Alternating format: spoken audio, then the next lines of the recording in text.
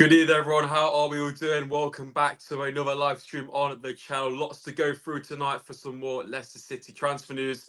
Today, we've got some new news coming out of absolutely nowhere. Just like it's been for the whole of this transfer window, Reiss Nelson looks like he could potentially be joining Leicester from Arsenal on loan. So we're going to break that one down. We're going to discuss yesterday's win against Shrewsbury Town away from home in pre-season, where tactically, it was very interesting. A new role for Steffi Mavididi, Abdul Fataru on the left, a back three for the Foxes. Finally, the Matias Soule deal is also pretty much over. He's going to be going to Roma, so we can put to bed all the talk, all the rumours over that one. And sort of little rumours popping around Ben Nelson, Danny Ward, and Steve Cooper's comments last night suggesting that Leicester are still wanting to bring in a few more players this transfer window. So, as always, get involved in the chat, drop a like on the stream, subscribe if you haven't already. I don't usually set goals, but we're 30 away from 4,000. So if we can hit that by the start of the season against Tottenham, that will be massively appreciated. But yeah, before we do anything, let's get into the chat tonight. Caleb is the first man in there. Welcome to the stream. Callum as well. Hopefully you guys are all doing well. But yeah, let's them. The breaking news from today is this one from Fabrizio Romano. It's as reliable as it gets, as I always say. Exclusive. Leicester City open talks with Arsenal for Reiss Nelson. Loan deal with obligation to buy in talks over financial terms with Arsenal. Leicester confident they can persuade Nelson if the clubs come to terms, as he's previously worked under Steve Cooper, and that was obviously with the England youth setups. Interesting enough, Fabrizio's already reposted this, which usually means that the deal is ongoing and yeah, obviously things have progressed. So another interesting one. And for me, it's quite interesting because recently we've just got the news that Matias Soule is off to Roma, and suddenly Leicester are now interested in Reiss Nelson. So for me, Leicester are very keen on getting a player in this attacking area. And as we saw from last night, Steve Cooper, like I said loads of times, likes his players, especially going forward, to be very versatile, interchangeable. We'll break down yesterday's game a bit later on, but as we know, Mavididi kind of played in that number 10 role, and obviously Cooper likes his players to be versatile, and Reiss Nelson is exactly that. Mainly, he's on the right hand side, but he can play left, he can play in the 10 as well. And for me, I'd definitely be interested in Leicester getting someone like Reiss Nelson on a loan. I've said it multiple times as well. We need to make the most of the loan market this summer, and that's what Leicester look to be doing. In my opinion, this is a Steve Cooper signing. Matias Soule was a Glover signing, and Leicester obviously go into their backup option in Reiss Nelson after Soule is off to Roma, which is very interesting. But he's not a bad backup option. We'll get into the player a bit later on. But let me know your thoughts in the chat on Reiss Nelson and his potential move to Leicester. For me, I think this will happen. I don't really see why it wouldn't happen. Arsenal would probably want to let him go. Reiss Nelson surely wants to leave. He's not going to get into that team ahead of Saka, Trossard, Martinelli, etc. So surely he wants to come and play some regular football. And Reiss Nelson is a decent player, albeit didn't play too much last season. But he's had a few big moments in an Arsenal shirt. He had that big goal against Bournemouth a couple of years ago to win them the game. He had a loan spell at Hoffenheim where he did quite well as well. So yeah, still fairly young. I think it would be a nice move for Leicester to get some Premier League experience in there as well.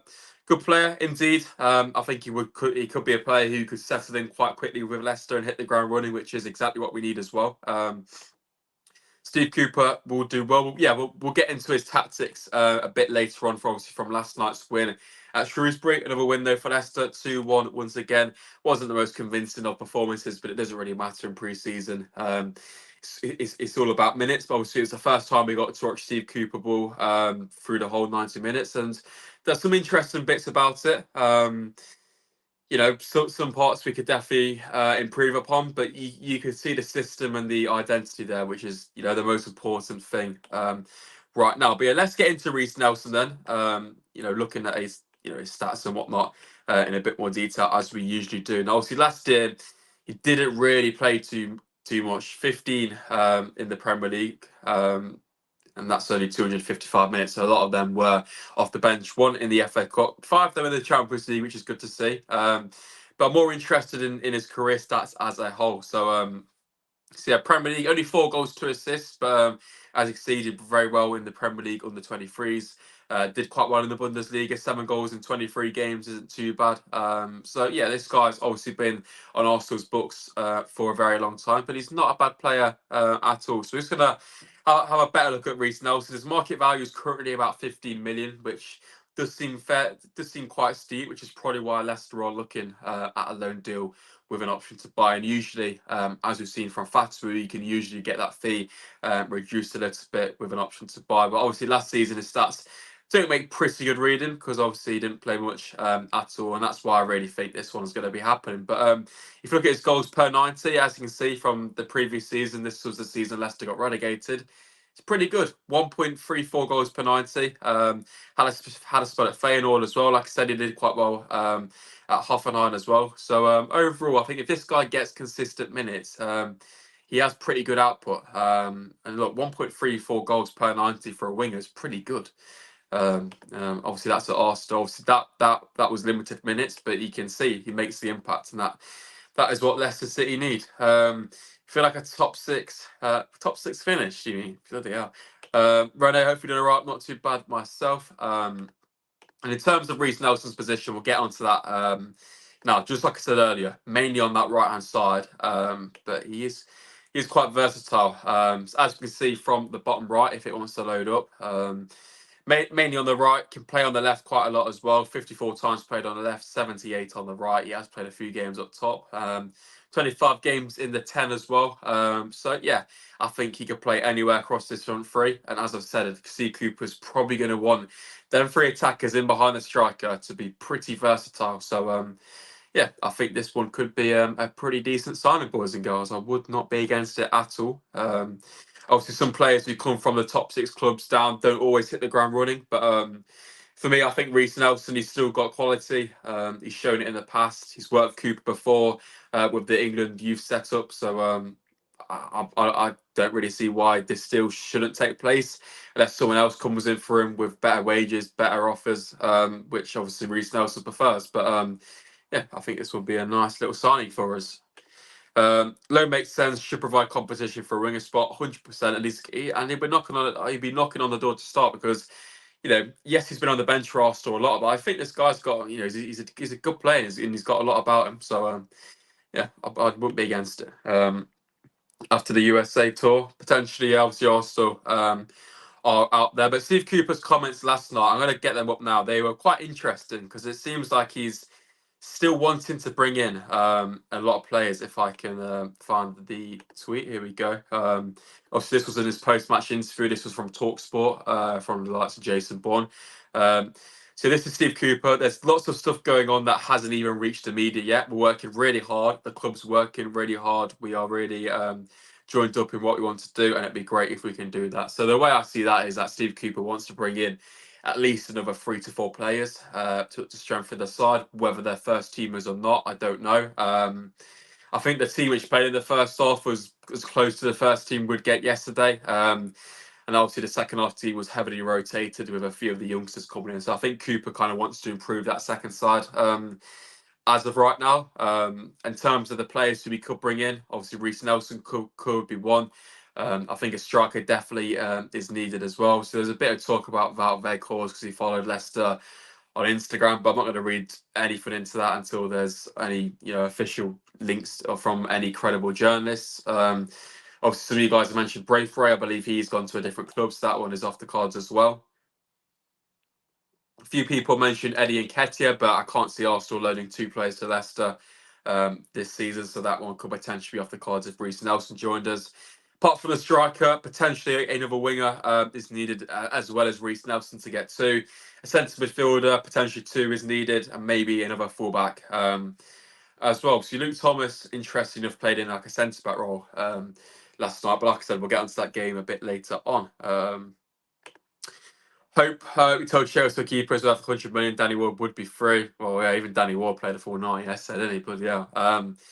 But Chelsea are they're heavily in talks to get the Villarreal keeper. So I think Hermanson, fingers crossed, is going to be staying for probably another year. Maybe we can last up to January before Chelsea come in for him again. But yeah, Chelsea. What can you really expect? Anyway, moving on then from Reiss Nelson. I think we've gone over him enough. Obviously, I'll break him down a little bit more if there is some stronger links, but I think this one could progress quite nicely. Talking of a certain Daniel Ward, Leicester are willing to let Danny Ward go. What a surprise! But it's 50 grand a week. Is a stumbling block. His contract expires in the summer of 2025. And this is from Jeff Peters, who's quite reliable in terms of Leicester City news. I don't know why anyone would lie about Danny Ward, to be perfectly honest. So yeah, this is as true as it gets. But yeah, 50 grand a week for Danny Ward. What are we doing? He's been on the bench last season getting 50 grand a week like that. Fair play to the guy. But obviously, I think it's quite obvious that Leicester wants to let him go. I think it's going to be very difficult. Is he going to want to cut his wages? No. Is someone even going to want to buy Danny Ward? Probably not. Is anyone going to pay even half of them wages? Probably not. So I can't really see him going, to be perfectly honest, unless someone like Wrexham comes in for him. Obviously, he supports them, but I believe he came through their academy. So unless he goes back there, I don't know. But a championship move potentially. But who's going to want to get Danny Ward? You know, he hasn't played club football for almost a year now. Obviously, he's been playing for Wales a bit, but yeah, obviously in his time at Leicester, when he obviously played in that season, the season we got relegated at the start of it, or the vast majority of it, wasn't very good, was he? So, and that's putting it lightly. So, yeah, I'll be very surprised if that one goes. Obviously, Jakub Stolacek has picked up an injury as well. Believe that's about 12 weeks out somehow, which is a big shame. So for me, I can't really see the keepers moving because, you know, if we sell someone like Iverson, who's got links to Derby, we're then left with Danny Ward as our backup keeper, Brad Young. So, yeah, I can't really see too much movement on keepers now after that Stolacek injury. I don't really know how he's got that. I don't know if it was in Evian. Obviously, wasn't involved last night. He could have done it on his holidays. Who knows? But yeah. What the stumbling it basically means it's like a hard thing to get over the line. So basically, it's probably not going to happen. It's causes issues. Who offered him that deal? He can't keep the ball with any quality. God knows. Well, John Rodkin, probably absolute masterclass from him. But yeah, that's on Danny Ward. A bit more transfer news as well around someone who's slightly better. It's an interesting one. Ben Nelson. So yeah, Justin, Sunderland have inquired about a loan move for Leicester City defender Ben Nelson. Now, personally, I wouldn't be too against this one. I think Ben Nelson is going to be a big part of Leicester's future. I believe, he's a very good centre back. He's good on the ball. And he's quite fast. Is he Premier League ready? I'm not too sure. Is a move to the Championship to get regular minutes good for him? 100%.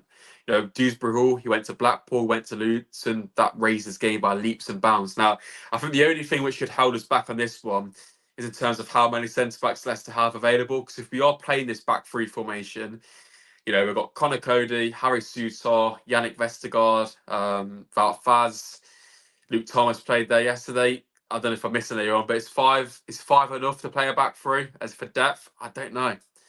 Because if you get one injury, you're kind of stretched, and then you're in territory of having to bring in, Chowdhury and Diddy back to centre back, which is not what you want to do. So I think if Leicester bring in another centre back, I think Ben Nelson could definitely be on his way to a nice loan move in the Championship. Now, don't get me wrong, I don't want to sell him at all because, like I said, he's going to be a big part of Leicester City's future, but I just think the value of getting a loan to the Championship, playing good minutes for a team like Sunderland, there's bigger expectations on them. I think it could be a nice little move for Ben Nelson, but we'll have to wait and see on that one. I think it mainly depends on who does leave us. Obviously, there was some talk about Casey McAteer to Cardiff, but based on last night, he could be a big part of Leicester's plans going forward this season. But then again, I wouldn't be against that either. If Leicester bring in some more depth in them attacking areas, I think a loan move to someone like Cardiff could be good for Casey McAteer. It's a case of, is he ready for Premier League football? Potentially, but he came on leaps and bounds last season. He had that loan at Wimbledon, then came to the Championship and was fantastic before he got injured. So, can he raise his game to that level to the Premier League? I'm not too sure, but we'll have to wait and see on Casey McAteer as well. Glad the Soule saga is over. Why the player whose heart isn't in it? 100% agree. it's been doing my head in, to be fair, the Soule thing. There's been so many random reports the last 2 weeks.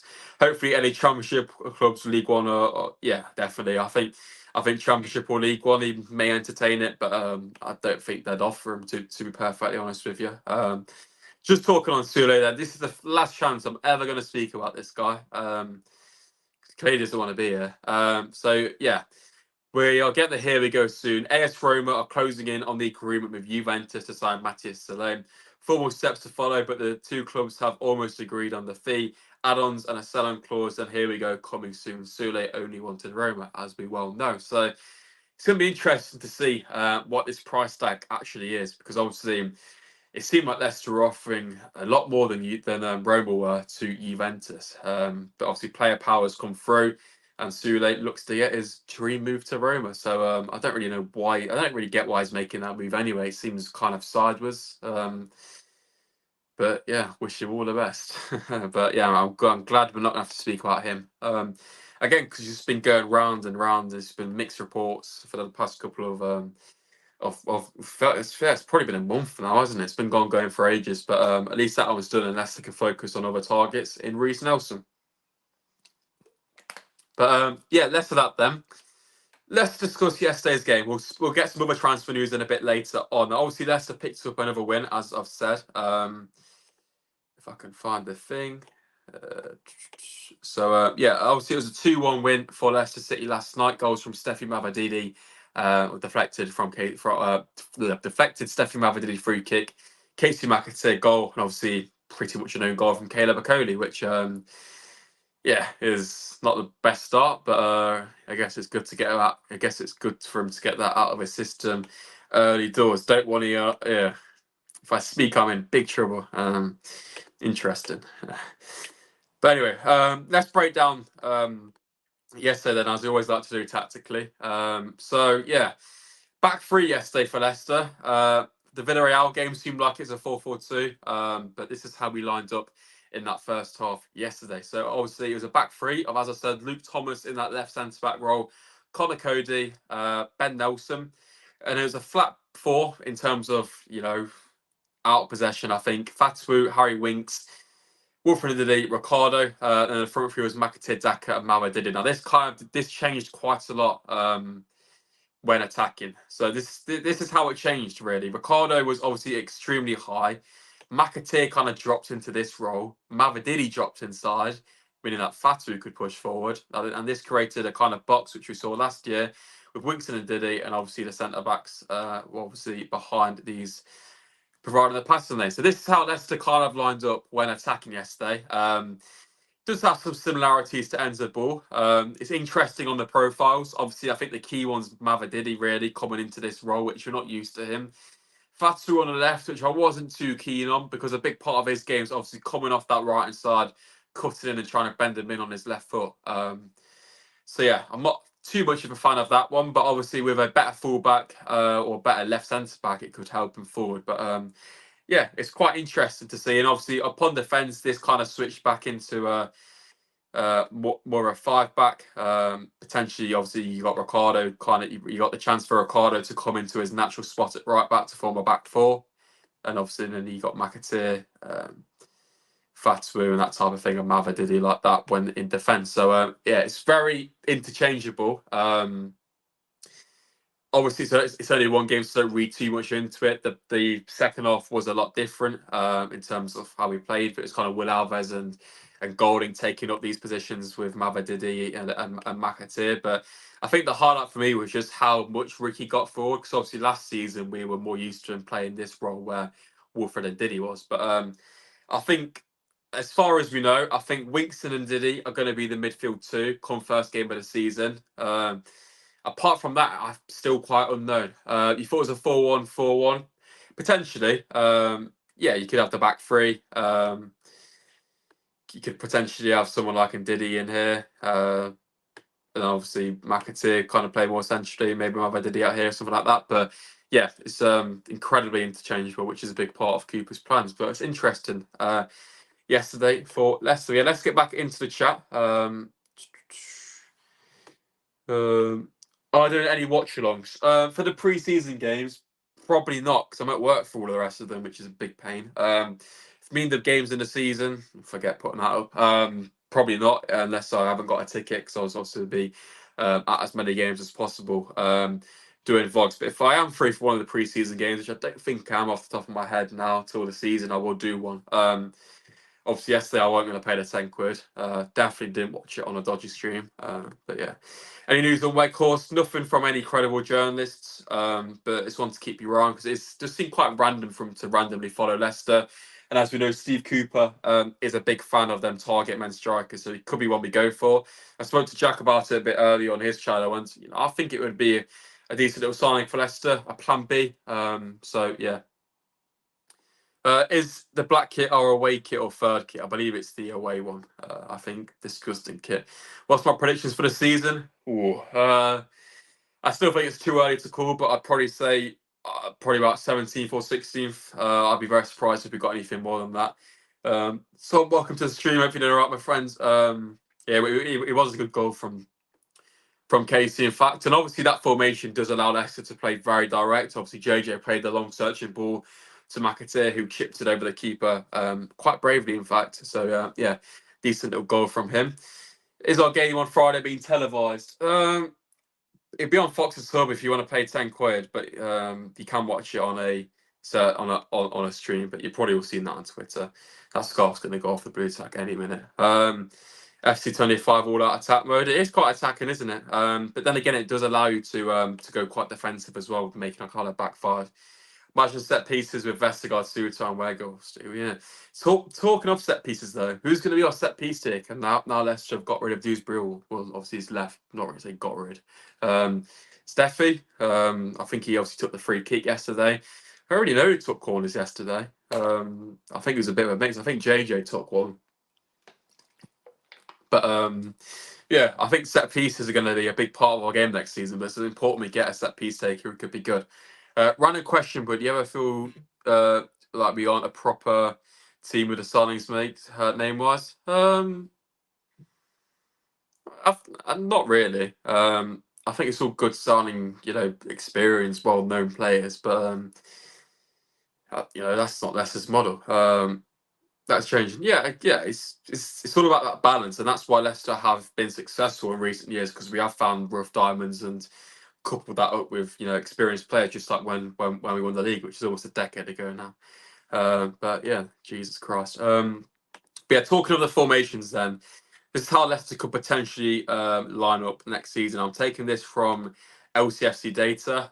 He's made a little mock-up of it, which is quite good to see. Obviously, take this with a pinch of salt. We've only watched one game, but based upon yesterday, this could be how the first 11 does in fact line up. Oh, this is the opposite way around. So obviously, you got Hermanson in goal. I think that's quite obvious. He's gone with Faz, Vestergaard, and Nicoli as the back three. I think that could be pretty interchangeable. Then that midfield two, like I mentioned, with Ndidi and Harry Winks. You got Ricardo in that high and wide right wing back position, who could obviously come back to right back in defence. Casey McAteer in that midfielder role or 10 role where with Steffi Mavadidi. Abdul again on the left, if you're reading this as to how the game's going, which I'm not keen on, and then obviously Vardy up top. But yeah, it could potentially be something like this. I think the only downfall playing something like this, it very much restricts Fatawu. Because in defence, he's going to have to come back incredibly deep to help out Akoli, who, albeit didn't have the best of debuts for Leicester. Obviously, it's only the pre-season. But yeah, this does seem quite attacking to me. It could work in some games, but yeah, I'm not too sure. I think in terms of Vardy, I don't think he's going to be starting week in, week out. He's already picked up a slight knock, which is never a good sign this early into pre-season. So I think a striker is definitely going to be needed. This obviously Leicester out of possession, which does look a lot more settled. Obviously, he's put a Cody as an out-and-out left back, which I'm not too sure about that one. That position would have been perfect for someone like Callum Doyle. Shame he's not still here. But yeah, that does look a lot more, balanced. This could be, if Leicester don't opt to pay a back three, this could be someone like Victor Christensen. But I think nowadays football, you have to look at it like this: in possession, out of possession, because it just changes so much. But that's a little mock-up of how Leicester could be playing next season based upon yesterday. So yes, let's get back into the chat. Do you think we'll stay up? Yes or no? Good question. Yeah, why not? Why not? Obviously depends on external factors, points deductions, but we don't know what that is. I think you're right. I think I can't see it being above 9, but they are taking a long while to determine that figure. How much signing for Cooper? 3 to 6. Yeah, I think probably about 4. I think that'll be reasonable. Potentially 2 on loan and 2 permanent, something like that. But yeah, there's still a long way to go. But I think Leicester would definitely bring in a few more players at least. Who's going to be the marquee signing now? I don't think we need a marquee signing to some extent. It's probably Fatui. But I think if we can strengthen the squad equally all over, that's the main thing, really. I don't think there's much need to get a kind of a main man, because this season the squad needs to be, I think it's important the squad's all at a very equal level, because I think that's part of the problem why Leicester got relegated, because we had so many good players and then we had like bums at the back like a Marty. So yeah. um, yeah, obviously people are going to react. I know I said he didn't have the best debut because he didn't, but obviously he is only pre-season, so yeah, we can't give him too much stick. But he looks decent on the ball at times to give it away a little bit. But obviously, he's learning the squad, he's learning the system, and that's going to take a long time to do. Talking of some of the other players, obviously Michael Golding came on for the first time in Leicester shirt, or the first time we saw him in a Leicester shirt. Looked pretty good, looked quite comfortable. Didn't really look like he was that young. Obviously, Will Alves came on. He looked very good in my opinion. He was confident on the ball. He was eager to get things going, and he was running at Shrewsbury quite nicely. Wani Marcel didn't have the best of games. I think a loan move for him is probably going to be on. Tom Cannon was an interesting one. He didn't really seem to get much service compared to Daka in the first half. Who I thought Daka was quite good yesterday, especially with the ball at his feet. But obviously, Daka was playing in a team surrounded by them, lots of Steffi, Abdul, etc. They're more attacking players who are more accustomed to that first team football. But yeah, interesting stuff. Just going to get this tweet up from Owen Palmer-Atkin, who I think sums it up quite nicely in terms of Leicester's shape from yesterday's game. This was obviously from the first half. So yeah, obviously Steffi in the 10. He had some good combination between the two sixes of Wilfred Ndidi and Harry Winks. Just like Owen says, Daka was quite good yesterday, linking up the play, playing them, bounce passes back to the likes of Mavididi and McAteer in the 10. The style is much quicker and direct than we saw last season. McAteer inverting, which obviously gave Ricardo that room on the right, as I showed you guys a little bit earlier on. So yeah, all in all, I think it's positive. Obviously, another test on Friday against Palmero at Chesterfield, which, yeah, don't know why the hell we're playing there. But it'd be interesting to see how Leicester get on. In that one, I would have gone to that game if I didn't get given another late shift. But hey, we've got to pay for the Prem games next season. Then I believe we have Augsburg away, I think, in Germany. And then it's obviously Lens. And I think we'll probably have one more behind closed doors or something like that. But I don't think Leicester will be playing that usual game at the King Power before the first game. We may do an open training session or something like we did last season. No, I think we need forwards, and Jamie Vardy retires 100%. We need to get another striker in my opinion, ASAP. Might have one of the youth players on the bench 100%. In the future's looking bright. Obviously, Brandon Cover was at right back. Thought he did quite well, but I think a lot of them youth players will be getting loans. But interesting enough, there's still no Sammy Braybrook. Well, he was there, but he didn't come on, so maybe he's a little bit behind Will Alves in terms of that. Apparently, Cooper likes to develop them, but it's scary for a lot of them too much. Yeah, I don't think Cooper's going to be relying on them too much, but you always see it in pre-season. The whole squad looks to get some sort of run-outs. Obviously, there was a lot of players on the bench, but only a fraction of them. I think it's about 5 of them came on in the end, which is obviously good to see. But yeah, it gives Cooper a better idea of which of them players are ready, which players need to go out alone, which players will be back playing. Jesus, for the under-21s next season. The water's just gone straight through me. But yeah, I'm just checking to see. I think we've pretty much gone through everything tonight. We talked about the transfers. There's nothing else tonight on Twitter. So I'm just gonna have a little quick look just to see if there is any more news, because I did prepare to stream about 3 o'clock in the afternoon, so there might have been something else coming up, but it doesn't look like it. There's still been no updates on Alexis Salamakers, so I think that one is quite a long way away from happening at all, to be perfectly honest with you. Reiss Nelson looks to be the one which could potentially happen, but you never know. Tomorrow we could get another random rumour out of the blue, which means Leicester could potentially get another one. But yeah, we'll have to wait and see. But yeah, it's good to see Leicester back in action, things developing, Cooper getting a better idea. I think we'll be well on our way to playing some good footy soon in that opening game against Tottenham. The shirt behind me, that's the FA Cup, or the season one, the FA Cup. So it's got pretty much everyone from that squad on it, which is a nice little coup. Maybe I'll get another one this season when Leicester win the league, but we'll have to wait and see. But anyway, boys, we have reached the half an hour mark. That is where I'm going to wrap up the stream tonight. We've pretty much gone through everything. Make sure to go and drop a like. As I always say, it massively helps the channel out and spreads the content out to more and more Leicester City fans. There'll be no stream for the next 2 days as I'm working, but then I'll be back Saturday night. Yeah, Saturday night for another live stream discussing all the latest news. So hopefully we have a lot to discuss then, and obviously break down the friendly on Friday against Palmera. But yeah, boys and girls, subscribe as well to the channel. As I said earlier on, we're about 30 away from 4,000. So if you can hit that by the start of the season, that would be massively appreciated. Don't usually set targets for subs and whatnot, but I think we should get one out for the start of the new season. But yeah, lots of content to come. Hopefully you guys are all enjoying it. Lots of movement to come, lots more transfers to come. So it should be a busy few weeks on the channel before that first game against Tottenham. But yeah, it's about 3 weeks to go now, just over that. So yeah, first game is not long away at all, finally. But anyway, thanks for watching. 2 wins in a row for Cooper, 2-2-1s. Can't really complain. Leicester are going to win the league. Simple as that.